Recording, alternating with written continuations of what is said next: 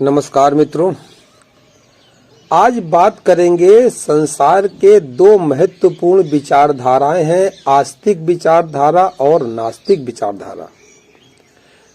संसार में आस्तिक आम तौर पर उसको आप लोग कहते हैं जो पूजा पाठ करता है और नास्तिक उसको कहते हैं जो पूजा पाठ नहीं करता। मगर मेरी दृष्टि में इसका कुछ अलग अर्थ है। जैसा कि मैं देखता हूँ, संसार में हर मनुष्य परमात्मा या भगवान की शक्ति को स्वीकार करता है, वो आस्तिक हो या नास्तिक हो। ऐसा कोई भी व्यक्ति आपको ढूंढने से नहीं मिलेगा जो परमात्मा की शक्ति को अस्वीकार करता हो। हाँ, इतना जरूर है कि हमारी कहने की परिभाषाएं अलग अलग हैं, व्याख्याएं अलग अलग हैं। हम आस्तिक केवल उसी को मानते हैं जो पूजा पाठ करते हैं, मंदिर जाते हैं, गीता है, रामचरितमानस है, गुरुवाणी है आदि जो परंपरा के रूप में धार्मिक ग्रंथों का पाठ करते रहते हैं। या दूसरी तरफ मान लें जो चर्चों में प्रार्थना करते हैं, या पहचान के तौर पे मान लें तो माथे पे तिलक लगाते हैं, गले में मालाएं पड़ी हुई हैं। हम ऐसे ही व्यक्ति को आस्तिक कहते हैं। ऐसे लोगों का अगर थोड़ा गहराई से अध्ययन किया जाए तो आपको पता चलेगा कि ये सब वो इसलिए कह रहे हैं कि उनके परिवार में पहले से ही होता चला आ रहा है। ये एक समाज का नियम बन गया है, संस्कार बन गया है। बिना इन सब की असलियत जाने, बिना वास्तविकता जाने एक सम्मोहन के बस किए जा रहे हैं। अब ये कहो कि उनके लिए प्रभु की कोई तड़प भीतर है, परमात्मा की कोई प्यास भीतर है, ऐसा नहीं है। बस देखा देखी कर रहे हैं। जीवन में कुछ कमी आ गई, मन की इच्छा के अनुसार काम पूरा नहीं हुआ, इसलिए भी सभी लोग अधिकांश ये सब करते रहते हैं। इसी कारण तो जब एक अपना इष्ट बना लिया, एक देवी देवता बना लिया, एक मंदिर चले गए, वहाँ पूजा पाठ शुरू किया और अगर कुछ दिनों में काम नहीं बना तो उसको छोड़ करके दूसरे दरवाजे के देवता के दरवाजे कुंडी खटखटाने लगे, वहाँ जाने लगे और उससे भी काम नहीं बना तो उसको भी छोड़ दिया, तीसरे देवता के पीछे पड़ गए। अरे यहाँ तक छोड़िए, उससे भी काम नहीं बना तो अपने धर्म के विपरीत भी जो धर्म है उनके दरवाजे जाने लगे। ये सारे के सारे व्यक्ति धार्मिक नहीं है, स्वार्थी हैं। इन्हें परमात्मा से कोई मतलब नहीं है, केवल अपनी वासना पूर्ति, इच्छा पूर्ति से मतलब है बस। और इसीलिए वो पूजा पाठ जब तब करते हैं। क्या इनको आप धार्मिक कहेंगे या क्या इनको आप आस्तिक कहेंगे? यह आस्तिकता नहीं है, ये आस्तिकता का एक भ्रम है, या कह लें कि झूठी आस्तिकता है। मेरे मोहल्ले में एक दीनानाथ का परिवार था। उस परिवार में मेरा बहुत ज्यादा आना जाना था। वहाँ केवल दीनानाथ को छोड़ करके और जब भी जितने भी सब लोग थे सब मेरा सम्मान करते थे, क्योंकि जैसे ही मैं घर में जाता था तो कोई न कोई धार्मिक प्रसंग जरूर छिड़ जाता था। लोग तर्क वितर्क करते हुए सत्संग की चर्चा करते रहते थे।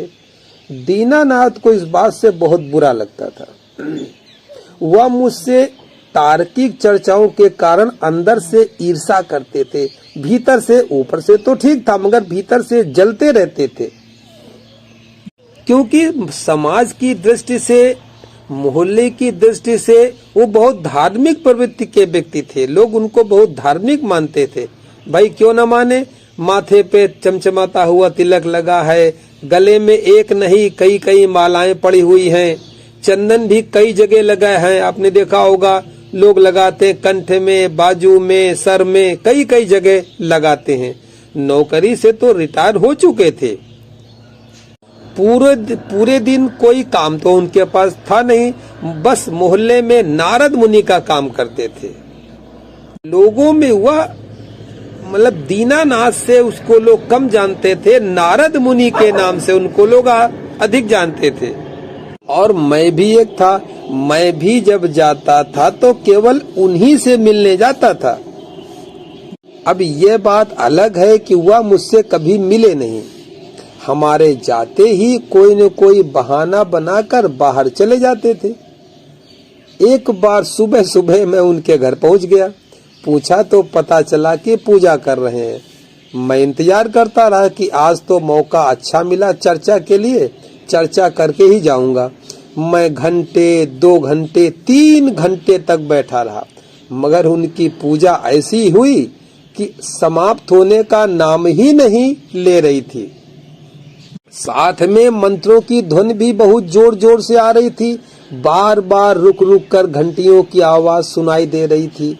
इतनी देर में मुझे उनके कमरे में विभिन्न प्रकार की चालीसा और आरतियों की आवाज सुनाई देने लगी।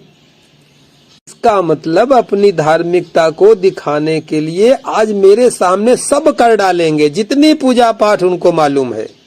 ये सब जब मैंने देखा तो मैं उठ करके चला गया। बिल्कुल उसके अगले दिन जब सुबह सुबह उनके घर में गया और उनसे और घर में पूछा तो पता चला कि उनकी पूजा पाठ तो हमेशा फटाफट निपट जाती थी। वह स्नान करने के पश्चात भगवान के मंदिर से मालाएं उठाकर पहन लेते थे, चंदन आदि लगाकर बाहर निकल जाते थे। हाँ, इतना जरूर था कि जब कोई घर में मित्र आ जाएं, मेहमान आ जाएं, रिश्तेदार आ जाएं, तो उनकी पूजा कितनी देर चल जाए ये कुछ कहा नहीं जा सकता, ये कोई नहीं जानता। अब हमें ये बताइए, इसे आप आस्तिक कहेंगे कि नास्तिक कहेंगे? इनके काम को, कर्म को देखते हुए इनके अंदर आस्तिकता का भाव कहेंगे कि नास्तिकता का भाव कहेंगे? क्या ऐसा नहीं लगता कि यह समाज की दृष्टि में आस्तिकता के नाम पे एक धोखा देना है? मेरे देखे आस्तिक वो व्यक्ति है जो कुदरत की करामात से, ब्रह्मांड के इस रहस्य से आश्चर्यचकित हो। एक घास का पेड़ उगे तो भी आश्चर्य से भर जाए, सूरज उगे तो भी आश्चर्य से भर जाए, पहाड़ देखे, बर्फ देखे, झरने देखे, समुद्र की लहरें देखे तो आश्चर्य से भर जाए और इन सब के रहस्यों को जानने के लिए व्याकुल हो जाए। उसी को कहते हैं कि प्रभु की प्यास के लिए तड़प जाए। इसके साथ साथ में दुखी हो, गरीब हो, असहाय हो, परेशान हो, ऐसे लोगों को जब देखे तो उसका हृदय पिघल जाए, दया आ जाए और ऐसे लोगों की मदद करने के लिए, उनकी मदद करने के लिए एक सेवा का भाव पैदा हो जाए। मतलब पूजा कम और सेवा का भाव अधिक रहे और हर समय ऐसे ही कर्म करे कि सब सुखी हों, उसके द्वारा किसी के जीवन में कोई कष्ट पैदा न हो, कोई विघ्न पैदा न हो। ऐसा व्यक्ति अगर परमात्मा से अज्ञात से कुछ मांगता भी है तो सबके लिए अमन, शांति, प्रेम मांगता है कि सभी सुखी हों, क्योंकि सबकी खुशियों में ही उसकी खुशी है। ऐसा व्यक्ति आस्तिक होता है। केवल घंटी हिलाने वाला नहीं, तिलक लगाने वाला नहीं। और सामान्य तौर पे समाज में होता क्या है, हम दूसरे के लिए दुख मांगते हैं और स्वयं के लिए सुख मांगते हैं और यही सोचते रहते हैं कि किसी न किसी प्रकार दूसरा सुखी न हो जाए, यानी उल्टा चलते हैं। दूसरे के सुखी हो जाने से हम दुखी हो जाते हैं। बल्कि होता तो यहाँ तक है, मैंने जैसे अधिकांश ग्रामीण क्षेत्रों के अंतर्गत देखा है कि दूसरे को दुख पहुंचाने के लिए लोग अपनी जमीनें बेच देते हैं, जायदाद बेच देते हैं, संपत्ति लगाते चले जाते हैं मुकदमों में कि दूसरा दुखी रहे। इसके लिए अपना नुकसान भी करके बैठ जाते हैं। दूसरे को दुख देने के लिए अपना सब कुछ जो उनके पास है उसको भी खो देने की पूरी तैयारी रखते हैं कि किसी तरह दूसरा दुखी हो जाए। एक गांव में हरिभजन नाम का एक आदमी रहता था। उसने भगवान की घोर तपस्या की, भगवान प्रकट हो गए और बोले कि तुम्हें क्या चाहिए, कोई न कोई वरदान ले लो। वह बोला, मैं बहुत दुखी व्यक्ति हूं, आप मुझे ऐसा आशीर्वाद दे दीजिए कि मैं जो चाहूं वो हो जाए, इससे मेरा दुख दूर हो जाएगा, मैं आराम से जीवन यापन अपना करता रहूंगा। भगवान बोले, आयो मस्तु, और प्रसाद के तौर पे उसको एक शंख दे दिया। बोले कि यह शंख लो, जब कभी इस शंख को बजाकर जो तुम कुछ भी मांगोगे वो तुमको मिल जाएगा। बस इतना सुनते ही हरिभजन का चेहरा प्रसन्नता से खिल गया। अब भगवान ने कहा कि अभी एक बात और सुन लो, जो तुम्हें मिलेगा उसका दुगना तुम्हारे पड़ोसी को बिना मांगे मिल जाएगा, इसमें ये बात और है। बस अब क्या था, अब तो हरिभजन का चेहरा देखने लायक था। चेहरे की रंगत फीकी पड़ गई, काटो तो खून नहीं, चेहरा उदास हो गया। बस इतना करके भगवान अंतर्ध्यान हो गए। अरे यहाँ संसार में अपने से ज्यादा सुखी कौन किसको देख सकता है। यहाँ तो लोग अपना नुकसान करके भी दूसरे को दुखी देखना ही चाहते हैं। उसने सोचा तपस्या बेकार हो गई, भगवान का आशीर्वाद तो खराब हो ही गया। उसकी सुख दुख की अब परिभाषा ही बदल गई। अब विचार करने लगा कि अब हम कैसे सुखी होंगे, क्योंकि हमारे पास कोई वस्तु अगर हम मांगेंगे तो पड़ोसी को बिना मांगे दुगनी मिल जाएगी। अब सुख कहाँ रहा, सुख तो समाप्त हो गया। इस कारण हरि भजन अब पहले से भी ज्यादा दुखी और उदास रहने लगा। अब उसको देखकर उसके मित्र दीनानाथ बोले, हरि भजन आजकल कैसे परेशान हो, दुखी और उदास दिखते हो, क्या हो गया है, कैसे परेशान हो। हरि भजन ने पूरी कहानी सुनाई। दीनानाथ बोले, इसमें दुखी होने वाली क्या बात है, परेशान मत हो, अरे हम तो हैं, हम तुम्हारे किस दिन काम आएंगे, अभी रास्ता निकालते हैं। दीनानाथ बोले कि बजाओ मेरे सामने शंख और मांगो कि मेरी एक आंख फूट जाए। बस इतना सुनते ही हरि भजन चौंक कर बोला, क्या कहते हो।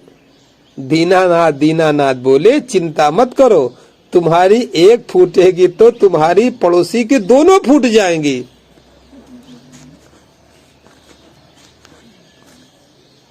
बस इतना सुनते ही हरिभजन का चेहरा खिलखिला गया, चेहरे में चमक आ गई।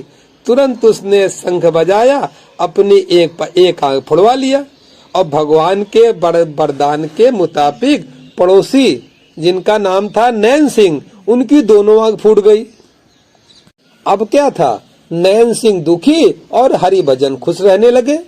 यह खुशी आखिर कितने दिनों तक चलती। धीरे धीरे समय बीतता गया। नैन सिंह के दोनों आंख के बिना भी जीने का अभ्यास डाल लिया। अब यह सब देख करके हरिभजन फिर दुखी होने लगा। अब बुढ़ापा भी आ गया था। एक एक साथ दो दुख झेलने पड़ रहे थे, बुढ़ापे का दुख और नैन सिंह का पुनः खुशी हो जाने का दुख। एक दिन फिर अचानक वही पुराने उनके दो दीनानाथ टकरा गए। आपस में दुआ सलाम हुई। हरिभजन की रोने की आदत थी पहले से ही। अपना दुखड़ा सुनाया कि नैन सिंह तो फिर सूखे हो गया। उसने अपने अंधेपन को स्वीकार कर लिया। अब वो अंधेपन में ही खुशी है उसको। अब वह फिर से मस्त रहने लगा है। दीनानाथ बोले, मित्र हमारे रहते तुम्हें दुखी होने की कोई आवश्यकता नहीं है। अभी शंख बजाओ और मांगो कि मेरे दरवाजे के सामने एक कुआं खुद जाए। अरे फिर क्या था, हरिभजन ने शंख बजाया और मांग किया। हरिभजन के दरवाजे के आगे एक कुआं खुद गया और जस्ट तत्काल वरदान के हिसाब से नैन सिंह के दरवाजे के आगे दो कुएं खुद गए। अब एक तो पड़ोसी नैन सिंह दोनों आंखों से अंधे, अब उनके दरवाजे के आगे दो कुएं। अब हरिभजन को जाकर के कहीं चैन मिला। अब बताइए, दीनानाथ को आप आस्तिक व्यक्ति कहेंगे घंटों पूजा करना, घंटी बजाना, आरती पढ़ना, चालीसा पढ़ना, उनकी वो आस्तिक निकले आपकी दृष्टि से कि नास्तिक निकले? इस दुनिया में जैसे लोग होते हैं उनके जोड़ीदार भी, राय देने वाले भी वैसे ही मिल जाते हैं। इतना सुंदर वरदान मिलने के बावजूद भी भजन लाल जीवन में कभी खुश नहीं रहा, सारा जीवन अभाव में काटा। जीवन भर उसे यही चिंता सताती रही कि जो मैं मांगूंगा उसका दोगुना पड़ोसी को मिल जाएगा। अब हरिभजन सिंह और उनको समय समय पर राय देने वाले दीनानाथ को क्या आप आस्तिक कहेंगे? इस प्रकार आस्तिकता और नास्तिकता मनुष्य के ये अंतःकरण की भाव दशाएं हैं। दिल रंगा नहीं उस रंग में, क्या है कपड़े रंगने में। जब तक दिल पे रहे दलगिरी, फिकर किया फिर कहाँ फकीरी। घर छोड़ा क्या पाई पीरी, हाँ घर छोड़ा क्या पाई पीरी। दुश्मन पांचू तेरे संग में, क्यों सोवे कूढ़ अंगने में। दिल रंगा नहीं उस रंग में, क्या है कपड़े रंगने में। मकर करे यार फकर कहावे, रे फकीर क्यों लोग हंसावे। तुझे फकीरी कहीं न पावे, हाँ तुझे फकीरी कहीं न पावे। अब समझाऊं सुध नंग में, खुश रहो टुकड़े मंगने में। दिल रंगा नहीं उस रंग में, क्या है कपड़े मंगने में। छोटे से कुछ छोटा होकर, पीले पांसद गुरु के धोकर। लगे किसी मुर्शद की ठोकर, हाँ लगे किसी मुर्शद की ठोकर। दिल दरिया वो उमंग में, खर मन को धसने में। दिल रंगा नहीं उस रंग में, क्या है कपड़े रंगने में। जीतेगा मन के जीते से, बुझे न प्यास ताल रीते से। कहे गंगा दास ब्याह बीते से, हाँ कहे गंगा दास ब्याह बीते से। क्यों मले उबटना अंग में, कुछ नहीं शोभा कंगने में। दिल रंगा नहीं उस रंग में, क्या है कपड़े रंगने में। नास्तिक हम उसे कहते हैं जो इस प्रकार की पूजा पाठ नहीं करता है। धर्म के नाम पर किसी भी कर्मकांड से उसका कोई संबंध नहीं है। परंतु ये बात याद रखने की है कि इस संसार में कोई भी व्यक्ति जो है वो नास्तिक नहीं है जो ईश्वर की सत्ता स्वीकार न करता हो। किसी दार्शनिक का वक्तव्य मैंने कहीं पढ़ा था कि किसी व्यक्ति को नदी में ले जाकर उसकी गर्दन पानी के अंदर डुबाई जाए और वह अपने प्राणों की रक्षा के लिए कुछ भी न करे, किसी को भी याद न करे, तो वो नास्तिक है। परंतु ऐसी स्थिति में है पानी के अंदर जब जीवन पाने के लिए प्राण तड़प रहे हों, तब वह व्यक्ति अपनी प्राणों की रक्षा के लिए किसी न किसी को अवश्य याद करेगा या स्वयं का बल प्रयोग करके जीवन बचाना चाहेगा। यदि उसने स्वयं को बचाना चाहा तो भी उसने स्वयं की शक्ति को स्वीकार कर लिया। वही स्वयं की शक्ति ही परमात्मा का रूप है और वह आस्तिक हो गया। अब इस दृष्टि से पूरी पृथ्वी में कोई भी व्यक्ति नास्तिक खोजना बहुत मुश्किल है। जो मनुष्य किसी भी शक्ति को स्वीकार करता है वह आस्तिक है, भले ही वह अपनी ही शक्ति क्यों न हो।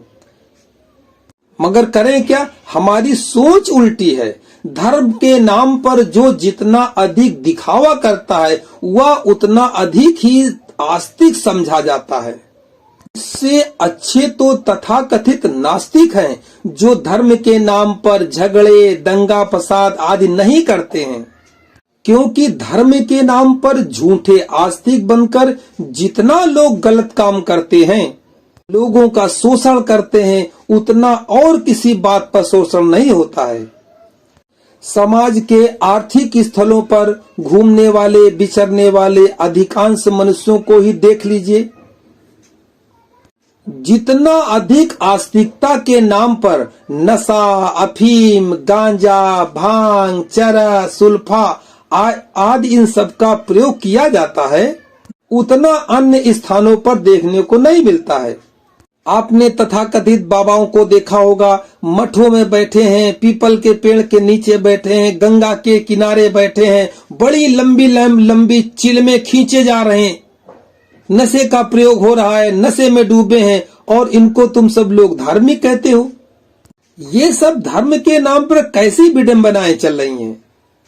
कहीं किसी भी प्राचीन धार्मिक स्थलों पर किसी पीपल के वृक्ष के नीचे, किसी बट वृक्ष के नीचे बहुत से ऐसे तथाकथित आस्तिक आपको देखने को जरूर मिल जाएंगे, जहां सुबह से शाम तक चिलम हुआ, ये आपकी सिगरेट हुई, इसका दौर चलता ही रहता है।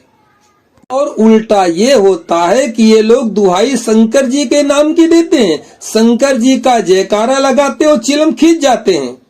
अरे मेरे प्यारों, ये तो शंकर जी जो हैं, भारतीय सनातन संस्कृति के अंतर्गत धर्म के उच्चतम बिंदु माने जाते हैं, और उनको तुमने नशाखोर साबित कर रखा है और अपने को धार्मिक कहते हो, तथाकथित शिव का भक्त कहते हो, ज्ञानी कहते हो।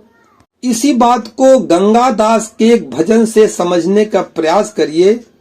हंस माने आत्मा और मानसरोवर माने जहां आत्मा का निवास है।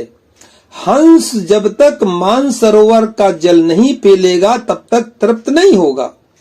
यानी आपकी आत्मा जब तक परमात्मा के स्वाद को नहीं चख लेगी, अनुभव नहीं कर लेगी, तब तक उसे तृप्ति और संतुष्टि नहीं होगी। ये जो आप समाज में तथाकथित दाढ़ी बढ़ाए, बाल बढ़ाए, जटाधारी साधु इस प्रकार के आप घूमते फिरते देखते हैं, या बिल्कुल सफेद भगवा, सफेद कपड़े पहने, भगवा कपड़े पहने, सफेद दाढ़ी के, जो ये अधिकांश आप साधु संत देखते हैं और जिनको आप हंस समझते हैं, ये हंस नहीं, ये बगुले हैं। सफेद रंग के कपड़े पहने हुए ये बगुले हैं। यही गंगादास जी आपको समझा रहे हैं। ये कहने को तो साधु हैं, मगर बगुलों की तरह इनकी निगाह आपकी जेब पर रहती है। ये बगुला देखने में तो एक टांग से खड़ा रहता है, लगता है कि बहुत बड़ा तपस्वी है, मगर कभी आपने देखा है बगले का ध्यान मछली पर होता है। मछली आई नहीं कि डक से उसको खा गया।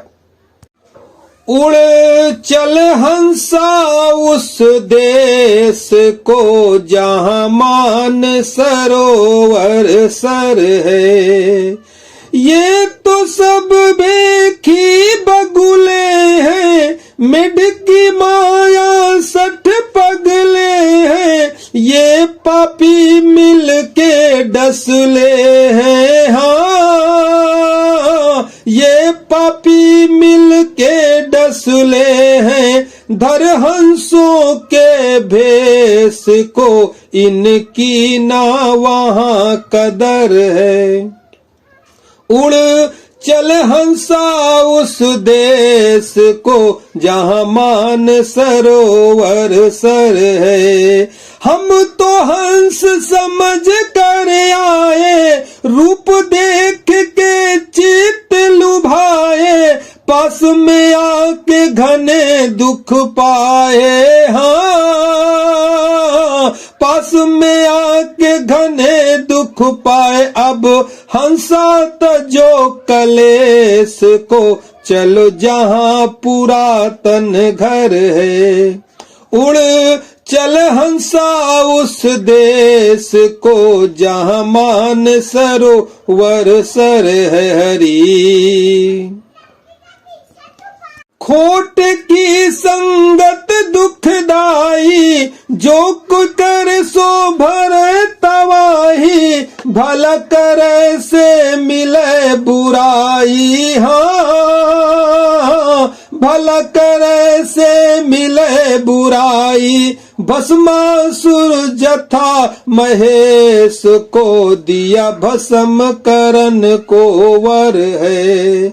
उड़ चल हंसा उस देश को, जहां मान सरोवर सर है।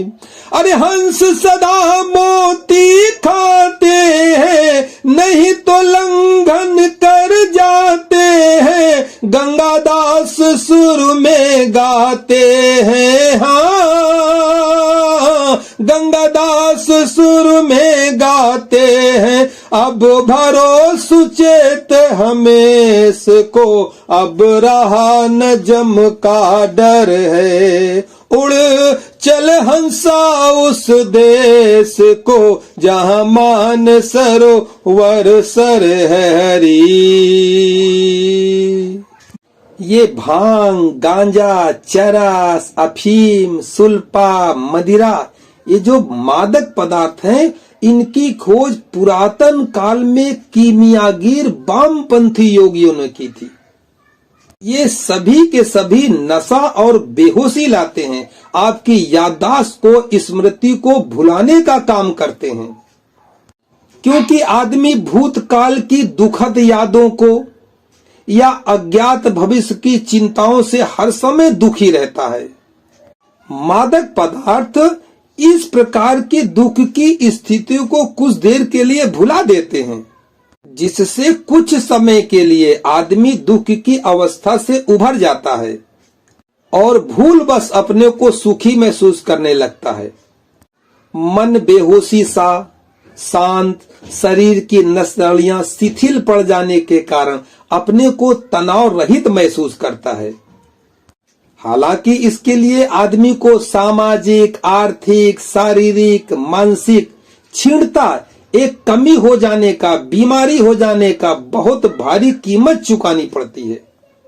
अध्यात्म के जगत में धार्मिक कर्म है, भक्ति योग, ध्यान योग, समाधि में योगियों को जो एक आत्मा का सुख और आनंद मिलता है, वह अनुभव जो है शब्दों में और वाणी से नहीं बताया जा सकता है।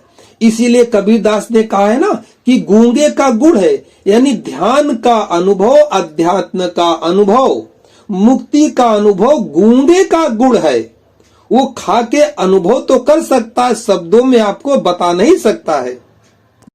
अब इस ना बताए जाने वाले अनुभव को, भक्ति रस को, ध्यान योग की साधना में ऐसे मन प्रसन्न चित और आनंदित हो जाता है। सभी प्रकार के तनाव दूर हो जाते हैं। भीतर एक मस्ती की तरंग लहर उठने लगती है। आनंद हिलोरे मारने लगता है। मस्ती में चाल बहक जाती है। आकाश में उड़ने जैसा दिल करता है। भीतर अनकहा मौन का एक सन्नाटा सा छा जाता है। सब कुछ उल्टा पुल्टा हो जाता है। अब विचारों की तरंगे थमने लगी हैं। विचार निर्विचार में बदलने लगे हैं। निर्विचार, निराकार, निर्गुण की परख होने लगी है। अब दृष्टि ही बदल गई। सारा का सारा संसार निर्दोष प्रतीत होने लगता है। सबको हृदय लगाने का दिल करता है। भीतर प्रेम का एक सागर उमड़ पड़ता है। उस सागर में जितना गहरा डूबा जाए उतनी ही चेतना ऊंचाइयों पर पहुंच जाती है। सुख, शांति और परमानंद का अनुभव होने लगता है। मनुष्य भूतकाल और भविष्य काल की चिंताओं से अलग हो जाता है, मुक्त हो जाता है और वर्तमान इस प्रेजेंट टाइम में जीने लगता है। कुल मिलाकर के भक्ति रस व ध्यान का जो आनंद है, इसका जो अनुभव होता है, वो कहा नहीं जा सकता है। इससे दूसरे लोगों की खबरें आने लगती हैं। यह पूरा का पूरा बहुत सुखद और अकथनीय अनुभव है। इसके विषय में पूरा का पूरा कहा ही नहीं जा सकता है। अब इस न कहे जाने वाले अनुभव को, इसके कुछ अंशों को थोड़े समय के लिए साधक को अनुभव कराने के लिए पूर्व समय में मादक पदार्थ नशे का प्रयोग किया जाता था। धार्मिक क्षेत्र में वामपंथी योगियों द्वारा साधक को इन मादक पदार्थों का प्रयोग करवाया जाता था और ये समझाने का या बताने का प्रयास किया जाता था जो नशे का सुख तुमको अनुभव हो रहा है इससे कहीं 1000 गुना अधिक सुख भक्ति रस में डूबने में है, ध्यान की तपस्या में है। जैसे साधु अफीम, गांजा, चरस, सुल्पा ये सब पीकर शांत, मौन और चुप हो जाता है और इससे उसके विचार शांत हो जाते हैं। इस संसार से उसका नाता कुछ देर के लिए छूट जाता है। अपनी अगली और पिछली बातों को भूलकर स्वयं में मगन हो जाता है, एकांक हो जाता है। उसे अंतर मौन का सुख आने लगता है। एक मदहोशी सी खुमारी चढ़ जाती है।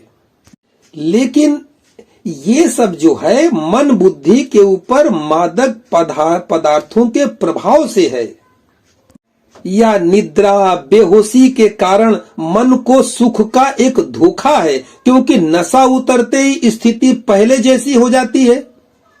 धर्म का उद्देश्य ध्यान को प्रोत्साहन देना है कि साधक ध्यान किस प्रकार करे, ध्यान में रुचि कैसे पैदा हो।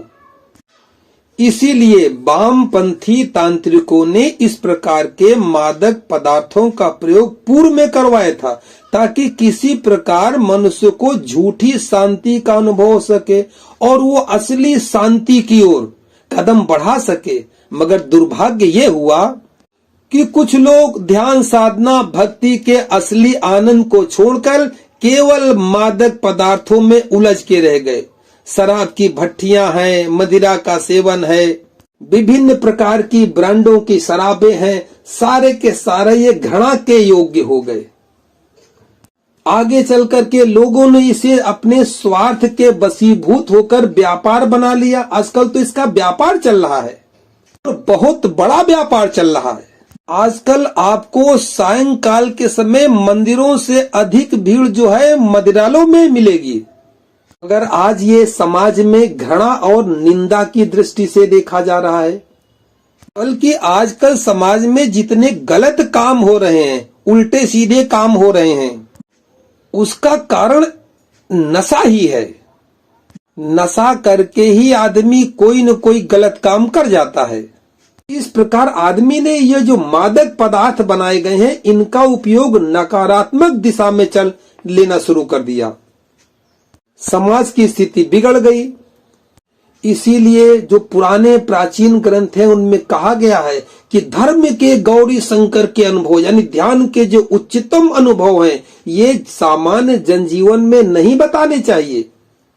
अन्यथा इस प्रकार के जो चमत्कार पैदा होने लगते हैं ब्रह्मांड से, उसका मानव दुरुपयोग ही करने शुरू कर देता है। इसीलिए ध्यान का अभ्यास गुरु लोग धीरे धीरे करवाते हैं। एकदम बिल्कुल चोटी के ध्यान की विद्याएं आपको देते नहीं है, धीरे धीरे करवाते हैं। धीरे धीरे आपको सरल, सच्चा, ईमानदार जैसे जैसे आप बनते चले जाते हैं, फिर उस आनंद को लेना शुरू करते हैं। अब जो आपके ब्रह्मांड की शक्तियां आपके ऊपर उतरेंगी, उनका जो काम करेंगे वो सकारात्मक दृष्टि से ही उनका आप प्रयोग करेंगे। भारत धर्म प्रधान देश है। यहाँ भक्ति और ध्यान का नशा अगर देखना है तो तीर्थ स्थानों पे हरिद्वार है, प्रयाग है, उज्जैन है, नासिक है। यहाँ जाकर के देखिए, कभी महाकुंभ और अर्धकुंभ में देखा जा सकता है। वहां तलाश करने पर जब आप अच्छी तरह खोज करेंगे तो बहुत सारे साधु, संत, सिद्ध, महात्मा आपको ऐसे मिल जाएंगे जो मादक पदार्थों से बिल्कुल दूर हैं और एकांत में ध्यान के नशे में मस्त और आनंद में डूबे रहते हैं। भगवान शंकर को समझने का प्रयास कीजिए। वह किस नशे में डूबकर मस्त होकर के वो तांडव कर रहे हैं। ये उनकी अखंड समाधि का नशा है। उसी नशे में मीरा है, चैतन्य महाप्रभु है, मगन होकर के नृत्य कर रहे हैं। आपने भी कभी कभी अनुभव किया होगा, किसी किसी भजन में, कीर्तन में, सत्संग में जब आनंद आने लगता है, आप भाव विभोर होकर झूमने लगते हैं। अब यह बात अलग है कि कुछ भक्त हिम्मत करके नृत्य को बाहर निकालकर प्रकट कर देते हैं पांडाल के अंदर, और अन्य बैठे बैठे ही झूमते रहते हैं। हम सब ने अपनी आदतें बिगाड़ लिया है। धर्म के रहस्य को न समझ करके अपने स्वार्थ के कारण मनमानी परिभाषाएं करने लगे हैं। अब यदि भांग है, चरस है, गांजा है, अफीम है, इसको पीना है तो भोले शंकर का प्रसाद मान लिया। आपको मदिरा पीनी है, शराब पीनी है तो आप भैरव के भक्त हो गए, भैरव का प्रसाद मान लिया। आपको मांसाहार करना है तो आपने काली और देवी के नाम पर बलि चढ़ाने की प्रथा बना ली। इन्हीं सब कारणों से मानव समाज की स्थिति बहुत दयनीय और भ्रामक हो गई है।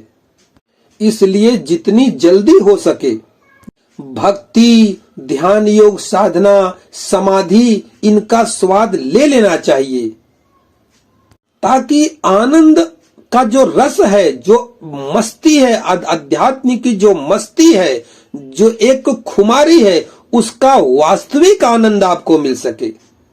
मित्रों, मेरे नशे के संबंध में जो आपने मेरी विचारधारा सुनी, ये विचारधारा आपको कैसी लगी? कहां तक इस पे आप सत्य की मुहर लगाते हैं या इसके विपरीत बोलते हैं? जरा कमेंट में लिख दीजिएगा तो हमें